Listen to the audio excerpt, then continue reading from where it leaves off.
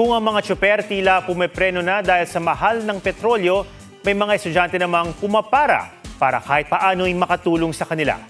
Pusuan na yan sa report ni Oscar Oida. Habang ramdam ng mga tsuper ang bigat ng araw-araw na pasada, may mga taong pinipiling tumulong kahit sa simpleng paraan lang.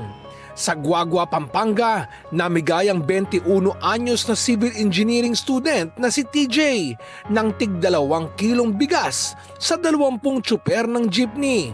Tumulong ang kanyang mga magulang sa pagbabalot ng ipamimigay na bigas na mula sa kanilang ekstrang bigas sa bahay. Pagkatapos ng klase, agad na ipinamahagi ni TJ ang bigas sa kalsada malapit sa kanyang eskwelahan.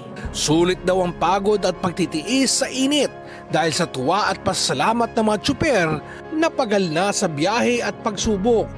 Sa Batangas State University, isang grupo naman ng mga estudyante sa Bachelor of Science in Public Health ang namigay ng libreng mineral water at biskwit sa mga dumaraang tsuper ng jeepney, tricycle at rider ng motorsiklo. Nag-ambag-ambag daw sila mula sa kani-kanilang baon at sa mga tumugon sa kanilang donation drive sa social media. Kahit paano, sa kanila raw simpleng proyekto, nakapagdulot sila ng ginhawa sa gitna ng matinding init at kagipitan. Oscar Oida, GMA News.